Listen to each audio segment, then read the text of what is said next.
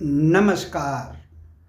प्यारा उत्तराखंड में समाचार मंच में इसमें आपका स्वागत है।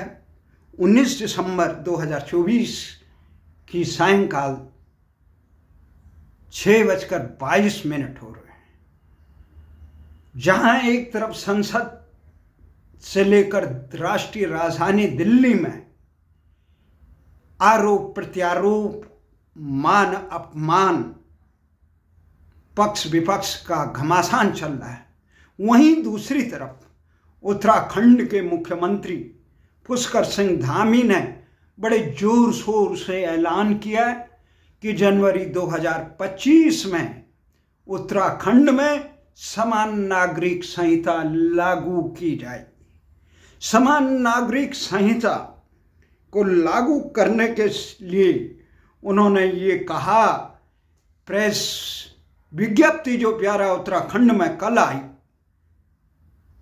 उसमें कहा गया है कि मुख्यमंत्री ने कहा कि जनवरी 2025 में उत्तराखंड में राज्य समान नागरिक संहिता लागू की जाएगी। उत्तराखंड में समान नागरिक संहिता कानून, सबका साथ, सबका विकास, सबका विश्वास की मूल भावनाओं के चलते हुए समाज की नई दिशा देगा, समाज को नई दिशा देगा। यह कानून विशेषकर देवभूमि की महिलाओं, बच्चों को सशक्तिकरण के नए द्वार खुलेगा। मुख्यमंत्री पुष्कर सिंह धामी ने ये ऐलान किया और कहा कि आज़ादी के बाद इस तरह उत्तराखंड आज़ादी के बाद समान नागरिक संहिता लागू करने वाला प्रदेश बन जाएगा। और सवाल ये उठता है कि जिस प्रकार से भारतीय जनता पार्टी सहित उत्तराखंड के अभी तक 2000 से 2024 तक के तमाम मुख्यमंत्री जिस ढंग से अपने आला नेतृत्व की बातें तो बहुत मजबूती से सुनते हैं, किस ढंग से उत्तराखंड में किया जाना है, ये आला कमान दिल्ली के हुक्मरानों का संदेश तो बहुत अच्छे ढंग से अमली जामा पहनाते हैं, पर लोकतंत्र का जो पहला मूल स्तंभ है, मूल आत्मा है जनता, प्रदेश की जनता, उसकी जन आकांक्षाओं को पूरा करने के लिए कब इतना समर्पण होगा। सवाल ये है कि अगर उत्तराखंड के हुक्मरान, चाहे भाजपा के रही, कांग्रेस के रही, वो अपने आला नेतृत्व, दिल्ली स्थित आला नेतृत्व के आदेश की तरह जनता की जन आकांक्षाओं को भी साकार करते, तो आज उत्तराखंड खुशहाल प्रदेश होता, हिमाचल की तरह देश का अव्वल दर्जे का प्रदेश होता। वहाँ महिलाओं की सशक्तिकरण क्या, वहाँ महिलाओं को की पूजा होती, देवभूमि है। वहाँ ये कहा जाता है, या देवी सर्वभूतेषु मातृरूपेण संस्थितां नमस्तस्यै नमस्तस्यै नमस्तस्यै नमः। शिव और शक्ति की भूमि है, हरि और हर का द्वार है। साक्षात बद्रीनाथ से, केदारनाथ से, शक्तिपीठों के से आसीन है। यहाँ कण कण में शंकर, और यहाँ ऋषि मुनि से लेकर भारत की आत्मा बसती है। यही गंगा यमुना का अवतरण स्थल है, यही वो धरती है जहाँ से पांडव स्वर्गारोहण के लिए जाते हैं। यही वो धरती है जब नर नारायण इस सृष्टि की कल्याण के लिए चिंतन मंथन करने के लिए यहाँ पे वो करते हैं। अनादिकाल से, कई चतुर्युगों से लेकर, कई कल्पों से लेकर तमाम ये मोक्ष भूमि जो उत्तराखंड की है, ये देवताओं के लिए भी दुर्लभ है। उस धरती के शासक अगर उस परमात्मा स्वरूप अंश नागरिकों का, वहाँ के निवासियों की जन आकांक्षाओं को साकार करने का अपना दायित्व उसी तरह से निभाते जिस तरह से वो अपनी पार्टी के आला नेतृत्व के फरमान को पे कभी उत्तराखंड का नाम उत्तरांचल कर देते, कभी उत्तराखंड की सीमाओं में विस्तार कर देते, कभी उत्तराखंड की जमीनों की क्वाली पे खोल देते, कभी उत्तराखंड में जो अवैध घुसपैठ है उनको अंकुश नहीं लगाते, कभी उत्तराखंड में रोजगार देने के बजाय, उत्तराखंड के नौजवानों को, बेरोजगारों को रोजगार देने के बजाय वहां बाहर से लोगों को भरते। ये तमाम मांगे हैं।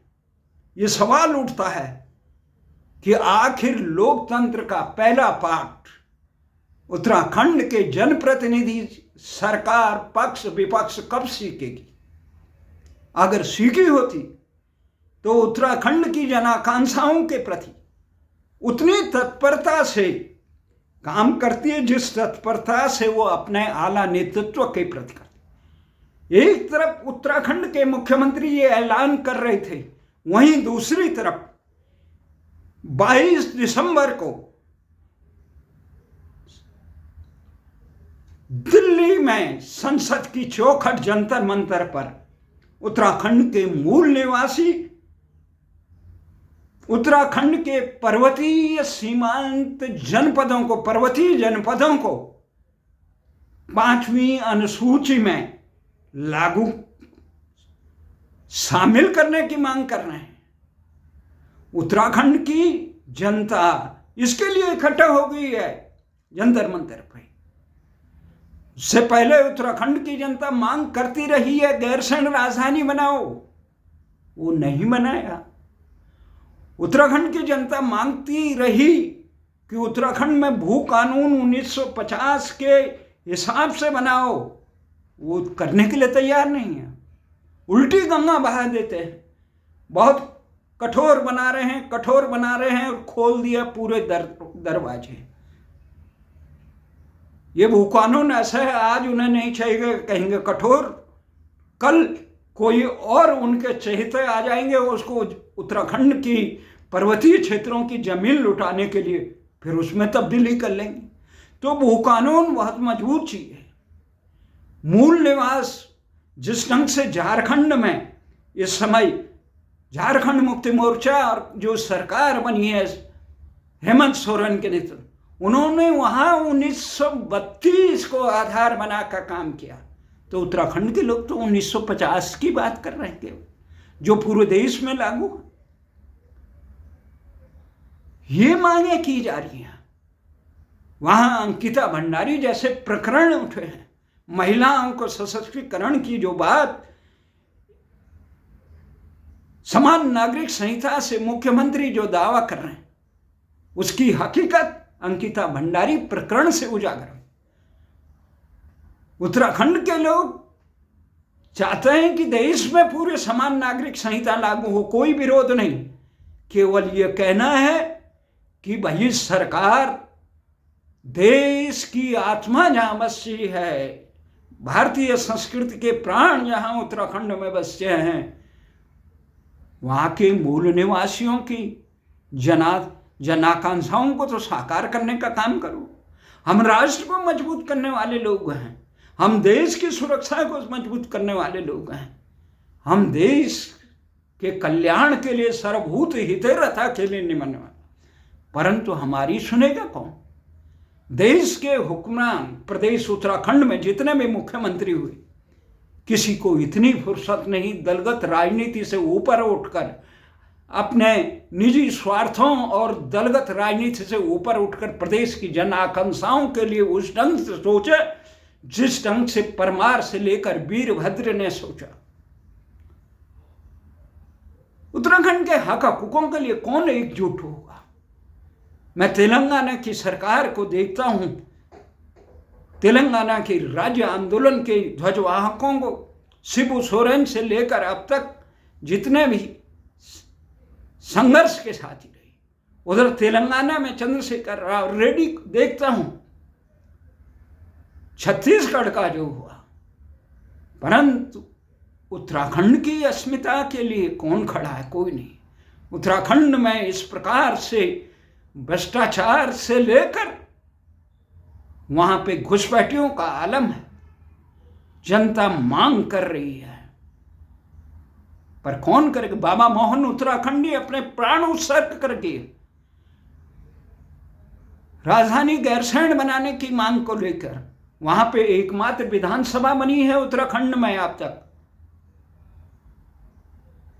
परंतु विधायक लोग, जनप्रतिनिधि लोग जो जनसेवा के नाम पे आ रहे हैं, वो गैरसैंण जाने के लिए कई बार ये कह देते हैं हमें ठंड लग रही है, हम नहीं जाना, वहां हमारा स्वास्थ्य। अभियान चलाते हैं।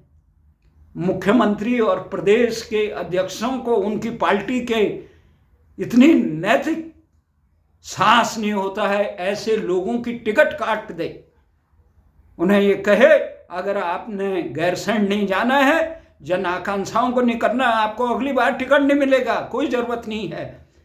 ऐसे रोगी भोगी और जन विरोधी नेताओं की उत्तराखंड में कोई जरूरत नहीं। तो हमारा ये मानना था, आज का युवा जहां एक तरफ राजधानी गैरसैंण की बात कर रहा है, एक तरफ मुजफ्फरनगर कांड के अभियुक्तों को सजा देने की बात हो रही है, कौन देगा?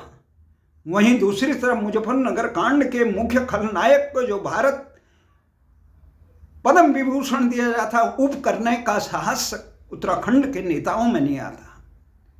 तो इस स्थिति यहां गंभीर है। हमारा ये मानना है, अपने आत्मसम्मान से बढ़कर कोई चीज नहीं होती है। जिस आत्मसम्मान को रोकने के लिए राव मुलायम की सरकारों ने जघन्य दमन किए थे, उसको हमारी माता बहनों, नौजवानों, पूर्व सैनिकों और युवाओं ने खुद 6 साल तक संसद की चौखट पे हमने हुंकार भरी थी, भारत सरकार को मजबूर किया था सैकड़ों धरना प्रदर्शन लेके। एक तरफ उत्तराखंड जनता संघर्ष मोर्चा का अखंड धरना उत्तराखंड संचालन समिति से लेकर उत्तराखंड जन संघर्ष मोर्चा, उत्तराखंड जनता संघर्ष मोर्चा के नाम से सतत चलता रहा। वहीं दूसरी तरफ उत्तराखंड जन मोर्चा, उत्तराखंड महासभा, उत्तराखंड राज्य लोकमत, उत्तराखंड हिमनद संघ से लेकर अनेक संगठन इस चीज को चलाते रहे। महासभा से लेकर लोगों ने मजबूर कर दिया केंद्र सरकार को। भारत के राज्य निर्माण के इतिहास में उत्तराखंड का आंदोलन एकमात्र ऐसा आंदोलन था जिसने देश की राजधानी को लंबे समय तक आंदोलित किया अपने हक हकूकों के लिए। पहली बार उत्तराखंड की जनता ने अपने आत्मसम्मान की रक्षा के लिए एकजुट होने का काम किया, वो उत्तराखंड के लिए किया। उससे पहले राजा महाराजा छोटे मोटे राजाओं के लिए लड़ते रहे, अंग्रेजों के लड़ते रहे या लड़ते रहे देश के लिए, परंतु अपने हक हकूक और सम्मान के लिए, भारत की संस्कृति की रक्षा के लिए पहली बार अगर लड़े तो उत्तराखंड राज्य आंदोलन, जिसे सरकारें और उनके कारिंदे कहते रहे कि ये देश विरोधी लोग हैं, परंतु उत्तराखंड की जनता सर्वभूत हिते रथा और भारत माता की जय कहने वाले लोग हैं। भारत की रक्षा के लिए अपने को सर्वस्व निछावर करने वाले जसवंत सिंह बिष्ट से लेकर वीर चंद्र सिंह गढ़वाली जैसे जांबाजों की वंशज हैं। ये तमाम जो हैं उत्तराखंड का पानी, उत्तराखंड का आब हवा, जहाँ कि सरकारों ने कितनी उपेक्षा की।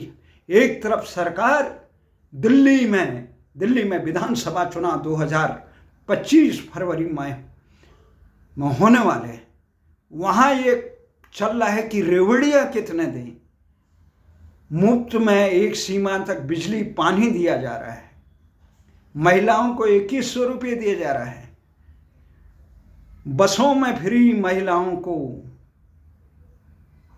पर जहाँ उत्तराखंड में बिजली पानी और पर्यावरण बच रहा है, वहाँ के लोगों को ऐसे न मुफ्त बिजली, जबकि उनका अधिकार है, वो जंगल को 60% से अधिकांश बचा रहे हैं।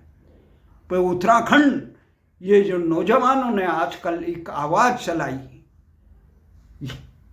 अनुबिष्ट से लेकर, रोहतान से लेकर, महेंद्र रावत से लेकर तमाम जाबाज साथी नौजवान, नई पीढ़ी के जवान आवाज़ उठा रहे हैं उत्तराखंड को 5वीं अनुसूची में शामिल किया जाए।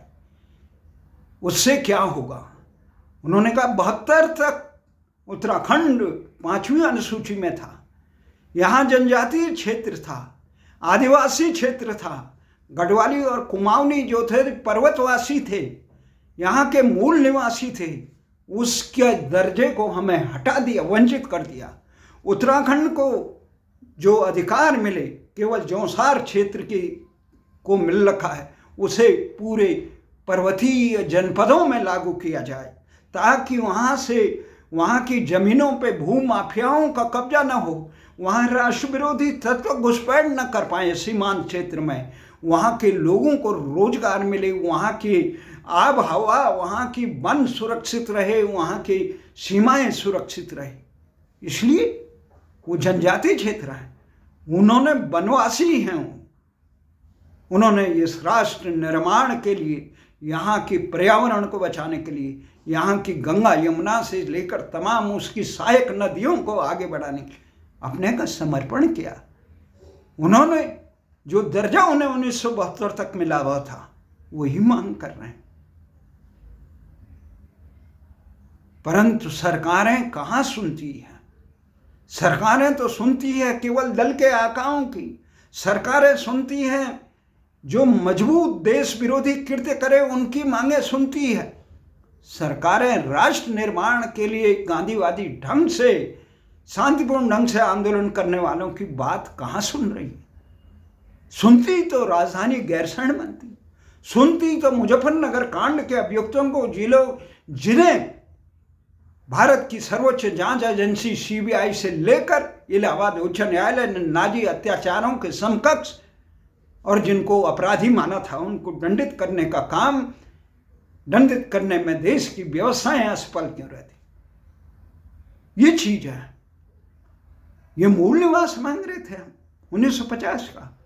हम मांग रहे हैं हिमालयी राज्यों में सभी जगह भू कानून मजबूत, भू कानून हिमाचल की तरह अन्य हिमालयी राज्य। तो ये मांग रहे हैं राष्ट्र की मजबूती। जब सीमाएं मजबूत होगी तो राष्ट्र मजबूत होगा, उसे देने के लिए तैयार है।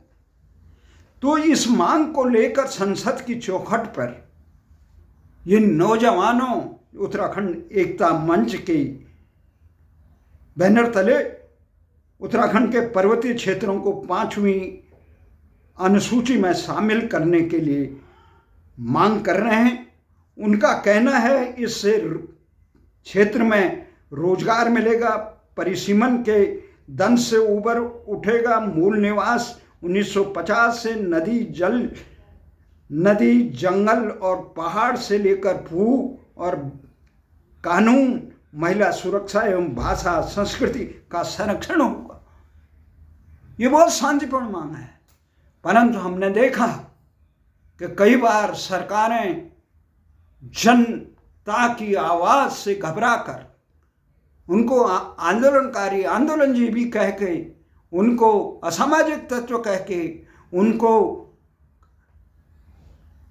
वामपंथी कह के, उनको नाना प्रकार के सामाजिक नाम देकर उनके आंदोलन को कमतर करने की कोशिश।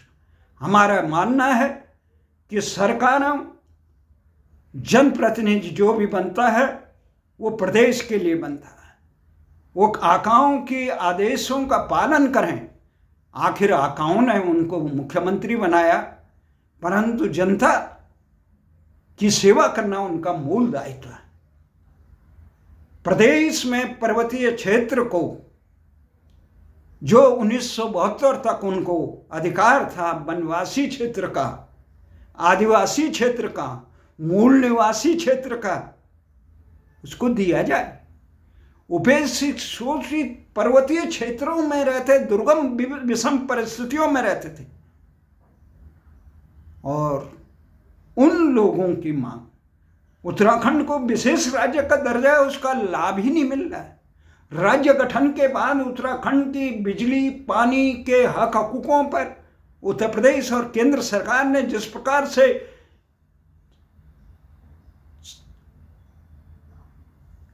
कब्जा जमाया है उसको कब लेंगे, जबकि सर्वोच्च न्यायालय कह चुके हैं। भारतीय जनता पार्टी के वरिष्ठ नेता जगदीश ममगाई इस बात से बहुत हैरान है कि सर्वोच्च न्यायालय ने इस चीज पर फैसला दिया है, पर उत्तराखंड के नेता इस बात को बोलने के लिए तैयार नहीं है। उत्तराखंड में विकास कैसे हो सकता है इसकी उन्हें कोई दिशा ही नहीं।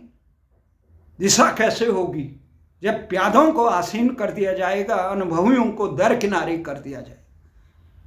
सरकारों की सत्ताएं लोकतंत्र के मूल अधिकार को केवल सरकार बनाना और बिगाड़ना और बांट विकास के संसाधनों की बंदर बांट करने के लिए सरकारें नहीं बनाई जाती। लोकतंत्र जनता के विकास और जन आकांक्षाओं को साकार करने, देश की संस्कृति को मजबूत करने, देश में विकास को का रच लाने के लिए।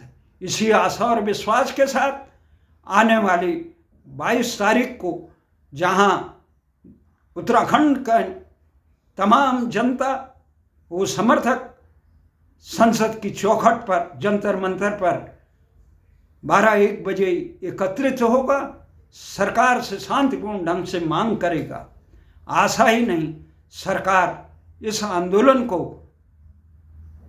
करने की इजाज़त देगी और उत्तराखंड के हुक्मरान जन आकांक्षाओं को भी अपने दलीय आकाओं की तरह इनको स्वीकार करने, उनको क्रियान्वित करने की कोशिश करेगा। जय हिंद, जय भारत।